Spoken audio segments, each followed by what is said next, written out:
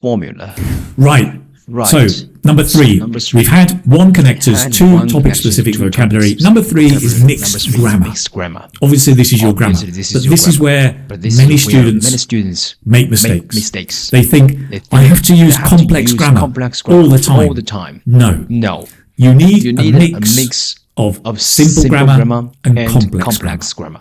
Don't be simple all the time. Don't be complex all the time. In the middle. It's a mixed grammar, right? Now this is hard to show you because there's so much grammar, right? But just be aware of things like tense, present, past, future, different aspects, perfect, continuous, simple, voices, passive, active, and then, things like use of adverbs, adverbial phrases, adjectives, noun phrases. Being aware of all of these as you're learning and using your grammar. There's too much to think of, I know. So what we'll do, we'll watch a model answer and just have a look at the different grammatical items.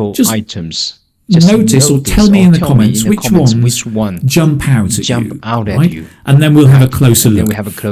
We're going to look at the topic of shopping, which is a big topic. Subtopics could be shopping online, brick and mortar shops, fashion and consumerism, I guess. Here we've got a very general question, which is how has shopping changed in recent years?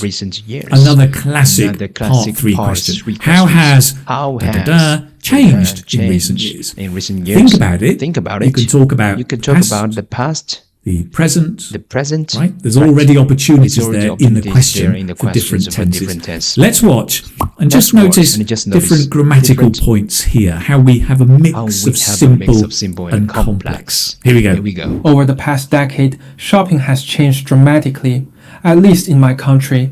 I would say the biggest shift is that now most people buy things online rather than going to physical stores. You get faster delivery, easy returns, and a wider range of products.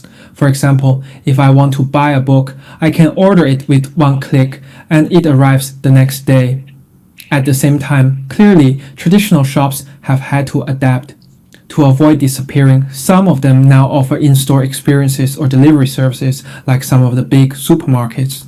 Very nice answer. So there is a lot to unpack here, but there is clearly a mixture of more complex and simple grammar. Let's have a little look. We've got at the very start, shopping has changed dramatically. So shopping has changed, present perfect. Classic, if you're talking about recently, something in the past to the present, it has changed. And a nice adverb, dramatically. Really good language, right? And here's a nice little trick. It says, at least in my country. When you're asked about something that is so general, you can just say blah, blah, blah, blah, at least in my country. So you're kind of saying, this is true in my context. Lovely English, at least in my country, right? And then we've got the biggest shift. Biggest is the superlative, the biggest change or the biggest shift. So it's good language. And shortly after that, we've got a wider range of products. Widest. It's a comparative, comparing two things. So you've got superlative and comparative.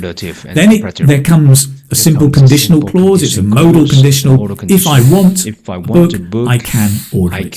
Nothing complex, but it's nice. Next, we've got another present perfect. The traditional shops have had to adapt. Have had to. Present perfect again, nice. And the last one I notice is simple, but it's correct. Avoid disappearing. Not avoid to disappear. No, not infinitive, gerund. Avoid disappearing. Avoid doing something. It's simple, but if it's correct, it will be noticeable. It not impresses the examiner, it's noticeable, right?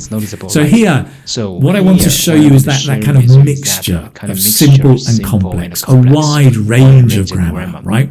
Don't obsess with complicated. Don't be simple. Don't be complicated. Be somewhere in the middle, right? That's number 3. Let's move on to number 4. How exciting!